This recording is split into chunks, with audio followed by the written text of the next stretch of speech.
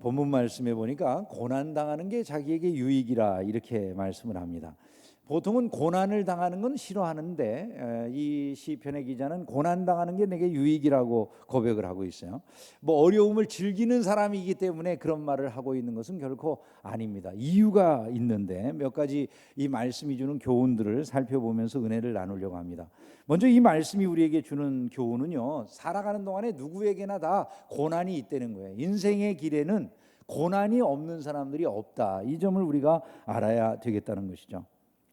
여러분의 삶은 어떠신가요? 고난이라고 하는 건 난 모르고 살았어, 이렇게 고백하십니까? 아마 대부분이 다 고난을 경험하셨을 거예요. 신앙생활을 해도 고난이 있어요, 그죠? 신앙생활 중에도 고난을 당해요. 베드로전서 4장에 보면 베드로 사도가 사랑하는 자들아, 너희를 연단하려고 오는 불시험을 이상한 일 당하는 것 같이 이상히 여기지 말라. 여러분, 신앙생활 하는데 불시험과 같은 것이 있을 수 있다는 거예요. 고난 한가운데서 어려움을 겪는 일들이 일어날 수 있는데 그 이상하게 여길 것이 아니다. 그게 그냥 당연한 일이야, 이렇게 말씀을 하시는 것 같아요. 욥은 사람이 고생을 위하여 났다, 그렇게 말을 합니다. 로마서에서 바울은 피조물이 함께 탄식하며 함께 고통을 겪고 있는 것을 우리가 아느니라, 그렇게 말을 했어요. 이 피조 세계에 있는 모든 것들이 다 고통을 겪고 있다, 그런 말씀이죠. 시편 90편에 모세는 말하기를 우리의 연수가 70이고 강건하면 80이라 할지라도 그 연수에 자랑할 게 없다. 그동안 우리가 살아가면서 겪는 일이라고 하는 게 수고하는 것과 슬퍼하는 것 말고 뭐가 있느냐, 이렇게 말을 했어요. 신자에게나 불신자에게나 인생의 삶이라고 하는 것은 결코 만만하지 아니하고 고난이 있음을 분명하게 말씀해 주고 있는 것이죠. 고난을 당하면 사람들이 하나님께 보이는 반응이 다양하게 나타나는 걸 알 수가 있습니다. 어떤 사람들은 하나님을 향해서 더 마음을 강팍하게 합니다. 예를 들자면 바로 임금 같은 그런 사람들이죠. 그는 하나님께서 그 백성에게 모세를 통해서 막 재앙을 허락하시니까 그 10가지 재앙을 만날수록 더 마음을 강팍하게 하다가 결국 아주 큰 재앙을, 더 큰 재앙을, 결정적인 재앙을 만나는 자리로 스스로 자기를 던져넣는 어리석음을 범하는 모습을 보게 됩니다. 이런 사람들이 있을 수 있다는 거예요. 고난의 시기 한가운데서 마음을 더 강팍하게 하는 사람, 이런 경우도 마음을 강팍하게 하는 경우라고 생각할 수 있어요. 고난의 시기가 됐는데 하나님은 자꾸 작아지고 고난만 자꾸 커 보이는 거예요. 나중에 신앙생활하면서 고난이 있으니까 하나님을 까맣게 잊어버리는 사람들이 마음이 강팍해지는 사람이다, 이렇게 말을 할 수가 있습니다. 고난을 그냥 외면하고 다른 것, 하나님께로 나아가는 게 아니라 고난을 그저 피하려고만 하면서 세상의 쾌락이나 세상의 위로에만 마음을 두려고 하는 것 역시도 마음을 강팍하게 하는 행위다, 이렇게 말을 할 수가 있는 것입니다. 여러분, 이와 같은 자세를 가지게 된다면 결국 바로가 취한 자세와 똑같은 행위를 하고 있는 것임을 우리가 알아야 된다는 거예요. 고난을 만나게 되었을 때 하나님께 대해서 취하는 또 이런 태도들이 있어요. 불평하고 원망하는 거죠. 이스라엘 백성들이 광야 생활하면서 내내 취했던 태도가 바로 불평과 원망이다, 그렇게 말을 할 수가 있는 것이죠. 광야 40년의 시간에 대해서 하나님께서는 그게 하나님이 이스라엘 백성들을 시험하신 기간이다라고 분명히 말씀을 하셨어요. 너를 시험하사, 그렇게 말씀하거든요. 광야 40년 기간은 이스라엘 백성들을 하나님이 시험하신 기간이다. 그 시험을 당할 때 그들이 보인 반응이라고 하는 것이 불평과 원망이었다라는 것이죠. 즉 영적인 싸움에서 져버렸다는 거예요. 그들을 사로잡은 모든 것들에 마음을 빼앗겨서 그 영적인 싸움에서 패하니까 그들이 내놓을 수 있는 게 불평과 원망밖에 없었다는 거예요. 신앙생활하면서 내가 고난이 임하니까 내 입술에서 불평하고 원망하는 말밖에 나올 수 없다면 그게 바로 영적인 싸움에 내가 지금 패하고 있다라고 하는 것을 보여준다는 점을 이해해야 된다는 거예요.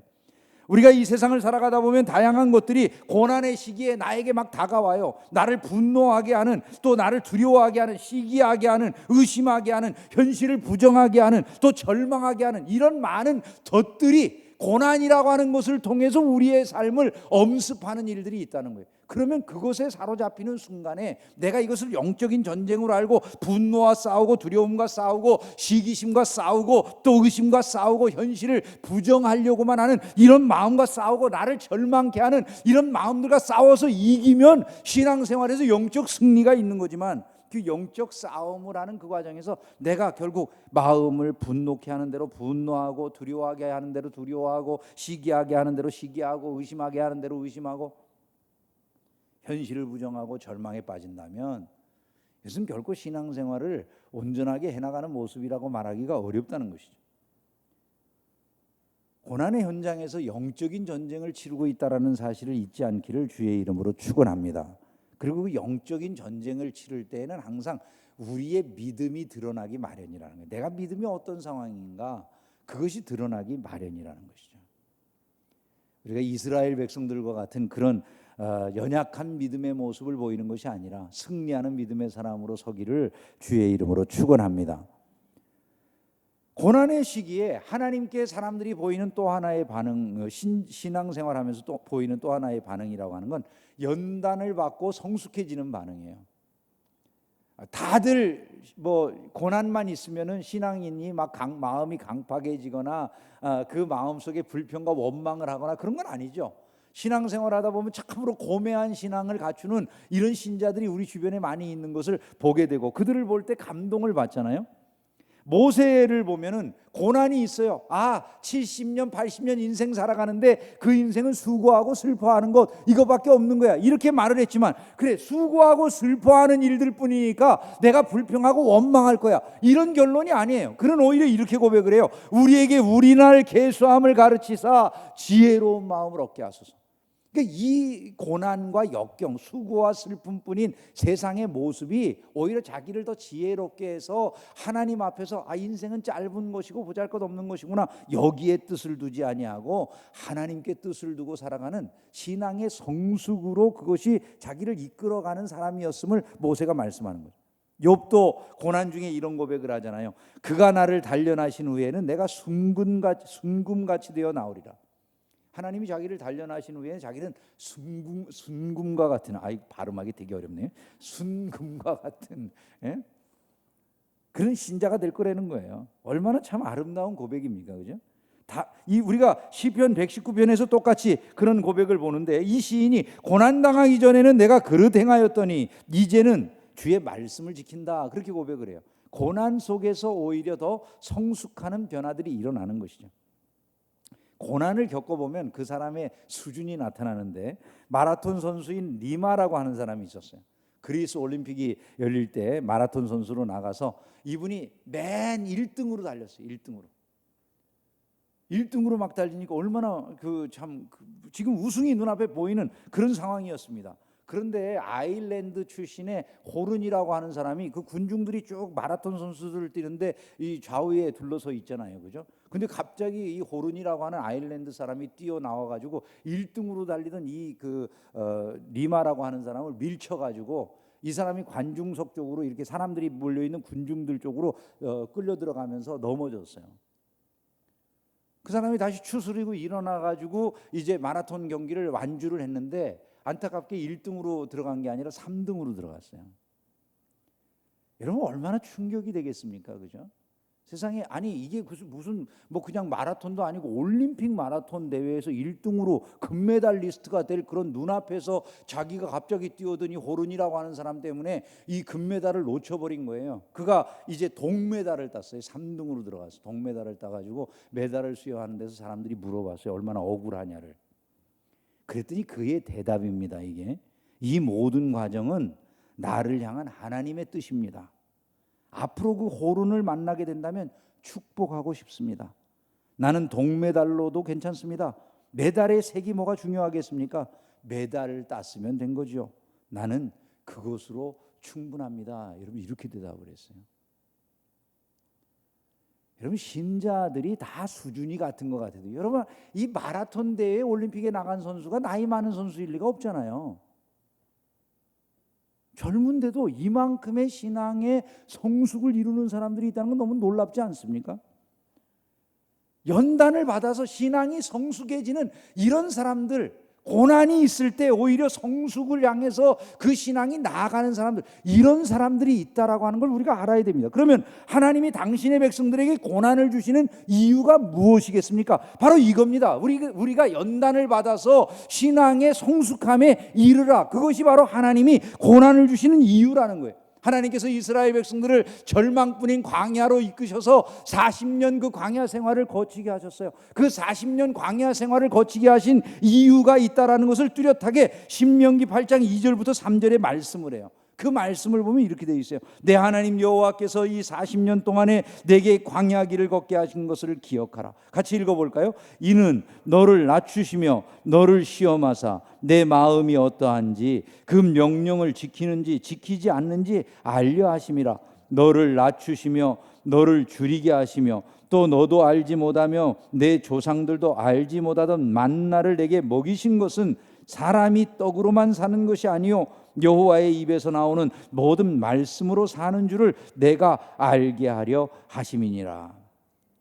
목적이 있었다는 거예요. 하나님께서 이스라엘을 광야로 이끄신 데에는, 고난의 한가운데로 이끄신 데에는 목적이 있으셨다는 거예요. 첫 번째 목적이 뭡니까? 너를 낮추시며, 즉 이스라엘을 겸비케 하기 위함, 겸손하게 하기 위함이었다, 이런 얘기인 것이죠.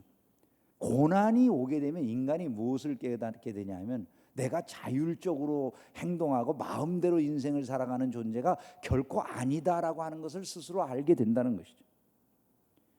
인간이 스스로의 힘으로 뭔가를 하고 있다라고 생각하는 것이 헛된 망상에 불과하다, 이것을 알게 된다는 거예요. 여러분, 그러므로 이분이 그때 그 고난의 과정을 통해서 깨닫게 된 게 이거래요. 하나님 앞에 낮아져야 된다. 인간은 아무것도 아니구나, 겸비할 수밖에 없는 거구나, 이거를 깨닫게 되었다는 거예요. 야고보 기자가 말하지 않습니까? 야고보 4장 10절입니다. 같이 읽어봅시다. 주 앞에서 낮추라, 그리하면 주께서 너희를 높이시리라. 할렐루야. 여러분, 우리는요 고난이 있을 때 바로와 같이 하면 안 된다는 거예요. 강팍하게 해서도 안 되고, 또 어리석은 이스라엘 백성들처럼, 성숙하지 못한 이스라엘 백성들처럼 불평하고 원망하는 일만 내놓아도 안 된다는 거죠. 오히려 겸비하게 성숙한 신자의 모습으로 나아가시기를 주의 이름으로 축원합니다.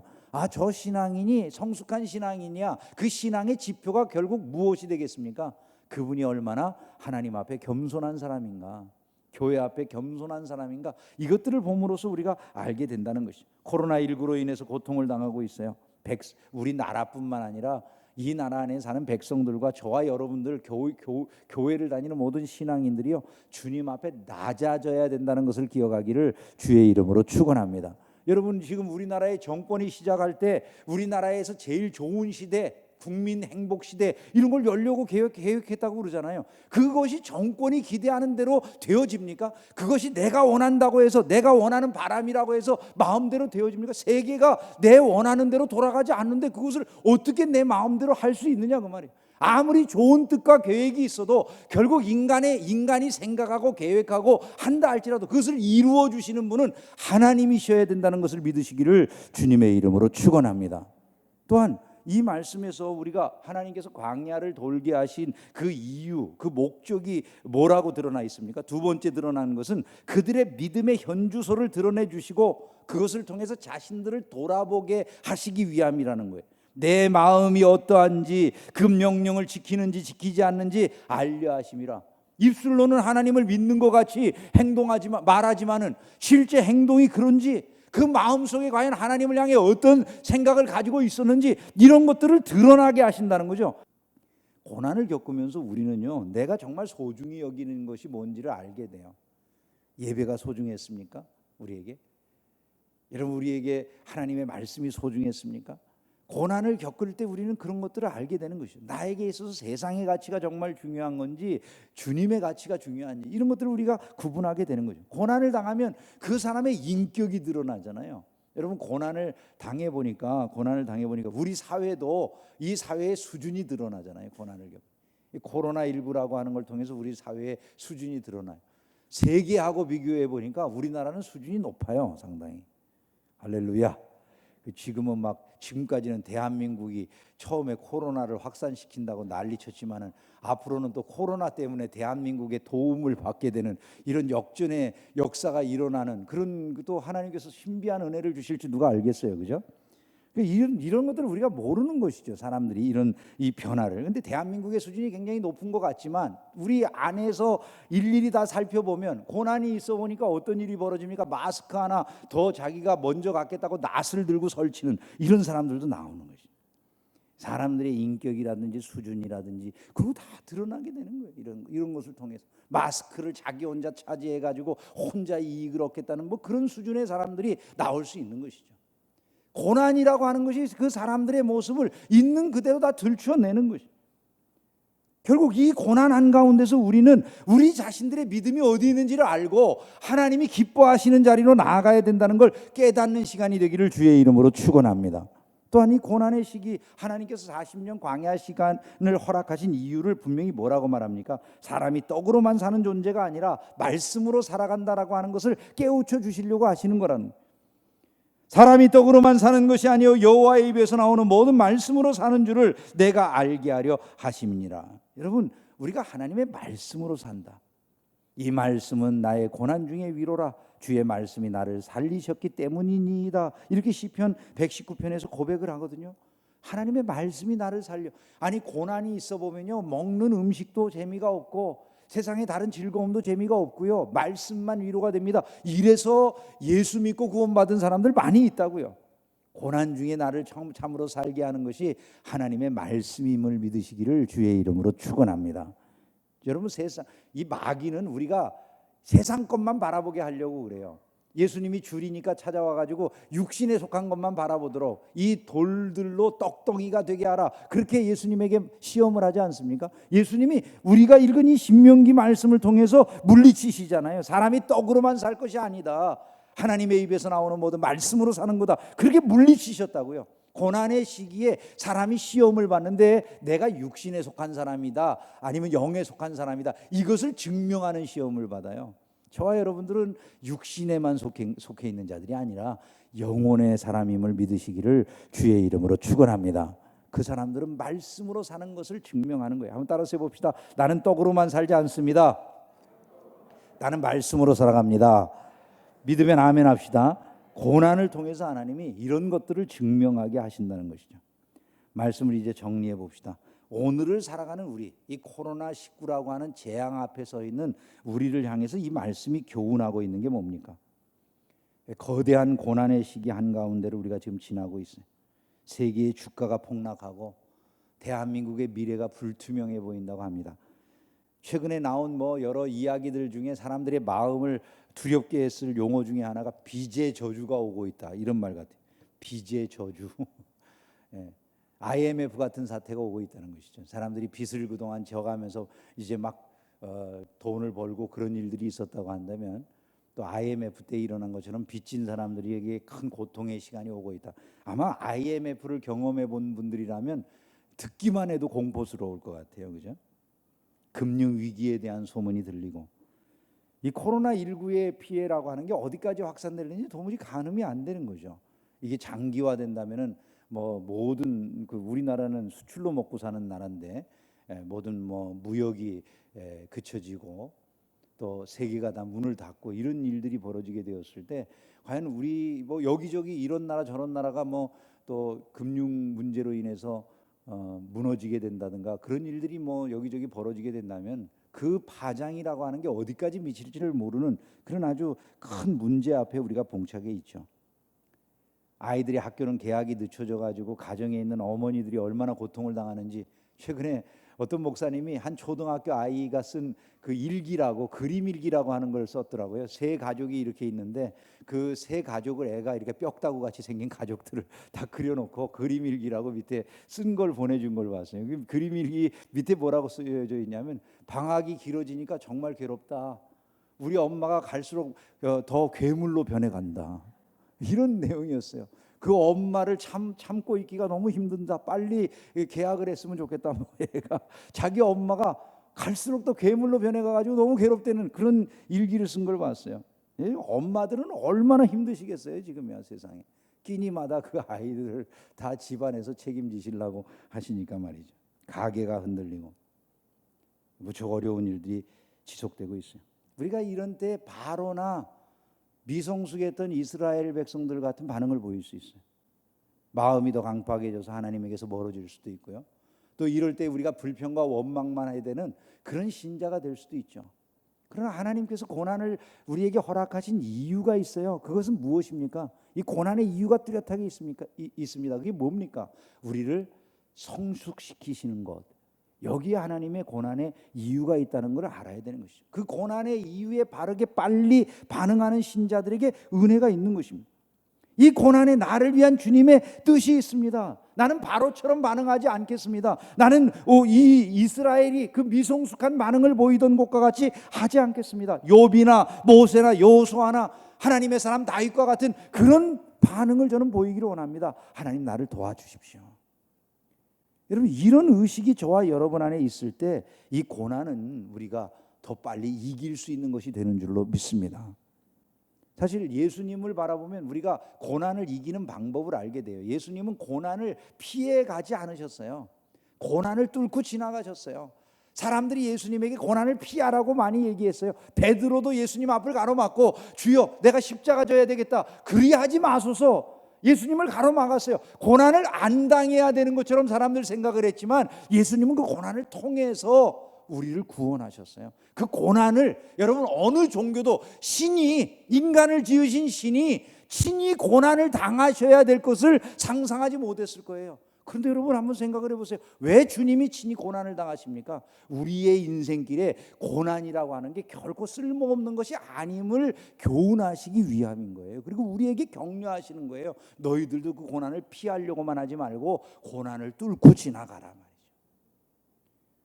오늘 여러분이 고난의 이유가 있음을 알고 그 고난을 뚫고 지나가서 승리할 걸 기대하는 신자들이 되기를 주의 이름으로 축원합니다.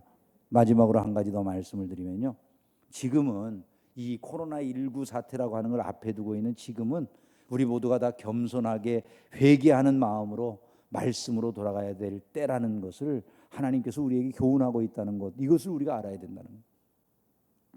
다윗이 고난당하는 걸 유익이라고 말을 했어요. 왜 고난당하는 걸 유익이라고 합니까? 그것을 통해 주의 율례들을 배우게 되었기 때문이다 라고 고백을 합니다. 이 고난을 당해서 내가 주님의 율례를 배우게 되었어요. 주님의 율례를 배우게 되면 어떤 일들이 일어납니까? 그것을 통해 우리가 사는 것입니다. 고난 중에 주의 율례로 돌아가면 이스라엘아 이제 내가 너희에게 가르치는 규례와 법도를 듣고 준행하라. 그리하면 너희가 살 것이다. 사는 역사가 일어나는 거예요. 우리가 고난 중에 주의 율례로 돌아가면 주님이 우리를 회복시키신다고 말씀을 해요. 내 하나님 여호와께로 돌아와 여호와의 말씀을 청종하면 너를 긍휼히 여기사 포로에서 돌아오게 하시되 내 쫓겨간 자들이 하늘가에 있을지라도 내 하나님 여호와께서 너를 거기서 모으실 것이며 거기서부터 너를 이끄실 것이라, 이렇게 말씀을 해요. 포로로 잡혀간 자들이 회복되는 역사가 일어나게 하신다. 여호와의 말씀을 청종하면 회복의 역사가 있다는 거예요. 고난 중에 우리가 주의 말씀으로 돌아가면 주님이 인도해 주신대요. 주의 말씀은 내 발의 등이요 내 길의 빛이라 말씀하지 않습니까? 고난 중에 주의 말씀으로 돌아가면 주님이 약속하신 복이 임하는 거예요. 삼가 말씀에 주의하는 자가 좋은 것을 얻는다 말씀하지 않습니까? 고난 중에 우리가 이 말씀으로 돌아가게 되어지면 소망의 문이 열린다고 말씀을 해요. 주의 말씀대로 내 소망이 부끄럽지 않게 하소서. 여러분, 이거 우리가 원하는 거 아닙니까? 그죠? 우린 지금 이거 주님 우리를 살려주세요, 회복시켜주세요, 인도해주세요, 약속하신 복을 주세요, 소망의 문을 열어주세요, 이게 지금 우리가 기대하는 바 아니겠습니까? 그게 어디에 있습니까? 약속의 말씀으로 고난 중에 돌아가는 데 있는 것이죠. 말씀을 맺겠습니다. 하나님은 고난조차도 유익하게 하실 수 있는 전능자세요. 우리가 당하는 고난은 그냥 고난이 아니에요. 이유가 있는 고난이에요. 이 시기에 주님이 원하시는 말을 해야 돼요. 그건 뭐냐 하면 믿음의 성숙을 이루는 거예요. 뿐만 아니라 우리가 이때 겸비하게 낮아져서 회개하는 마음으로 말씀으로 돌아가는 것, 이것이 하나님께서 우리에게 진실로 원하시는 바다라고 하는 것을 기억을 해야 될 것입니다. 그렇게 돌아가는 가운데 우리를 다시 살려주시고 회복시켜 주시고 인도해 주시고 약속하신 복을 주시고 소망의 문을 여시는 하나님의 은택을 충만하게 누리게 되시기를 주의 이름으로 축원합니다. 기도하겠습니다.